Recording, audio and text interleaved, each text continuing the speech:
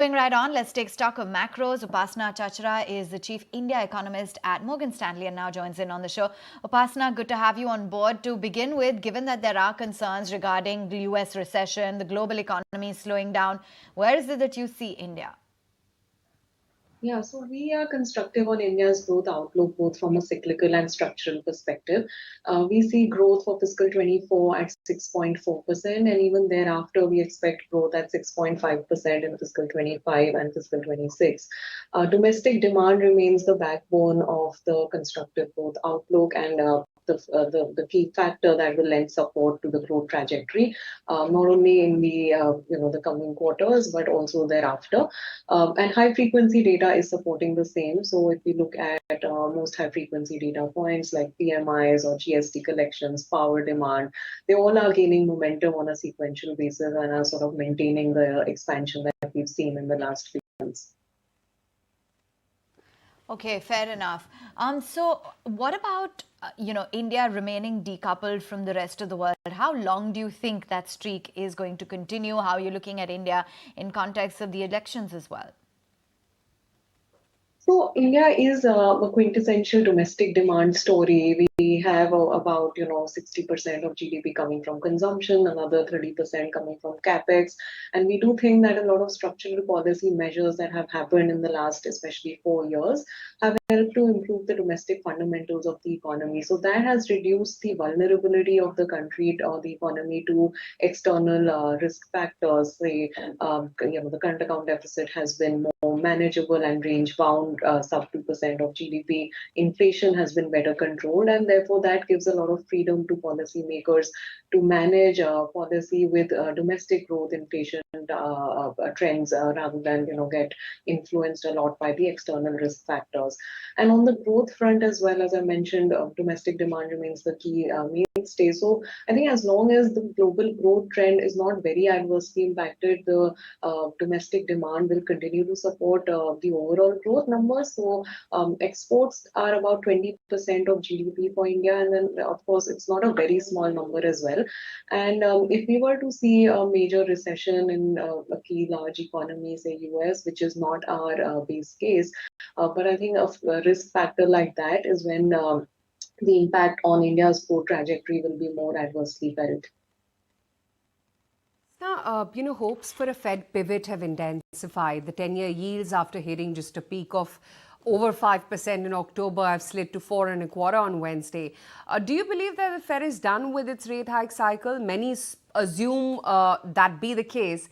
And when is it that you expect it to pivot? So yeah, our team does expect that this is the peak of Fed funds rate. We do expect that the data will continue to show some moderation in the US economy and also inflation to moderate. And with that backdrop, our team expects the Fed to cut rates from June 24.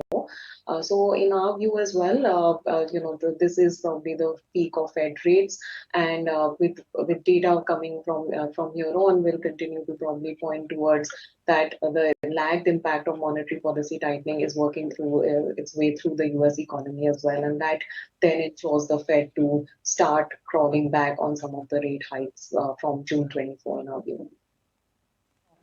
And what do you think is going to be the RBI action, given that inflation has eased further now in the month of October to 4.9%?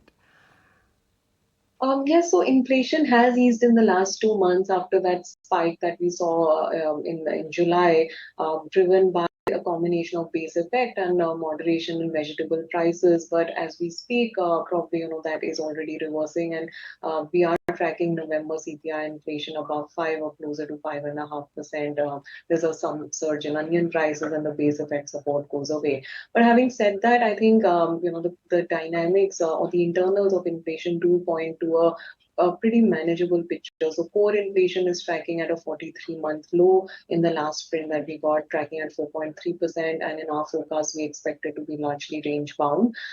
So we do think that the RBI continues to remain on pause. So for December, the upcoming policy, we expect a status quo on rates and on stance.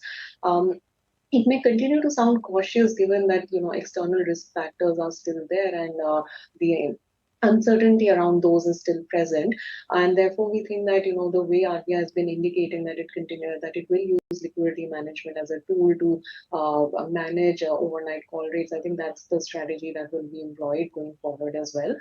But as such, no changes from a rates or a stance perspective in our view in the upcoming policy. Sure. And, have to talk about the monsoon as well, because 2023 has been quite erratic, and the first advance estimates of the Kharif crop pointed to lower output as well for all major groups of crops. Would agri-growth be weak for the second quarter, you think? And what's the expectation for the full year? Yeah, so I think the agri growth numbers, we'll also be looking for that as we get the data today. We are building in some moderation from the previous quarters and the trend that we've seen in the previous few quarters, wherein growth was quite strong. Given what we've seen in terms of in terms of the rainfall trend, and the slightly patchy overall impact of weather that could be felt on the yields. And as you pointed out, the first advanced estimates do indicate a marginal decline in volumes of sales. Some of it could be offset by other agri and allied activities, but YOY numbers could be a bit weaker than what we saw in the previous quarter. For full year, I think the impact of summer crop then lingers for 2 quarters, so it could then impact the December quarter numbers as well. And for the next half, it will be dependent on finally on how the winter cropping sowing goes ahead, and also the yields on that. As of now, that looks to be more or less steady, and therefore probably it may not turn out to be a very worrisome trend for agri growth in fiscal 24. Upasana, great to have you on the show. Thanks so much for taking the time out and speaking with us.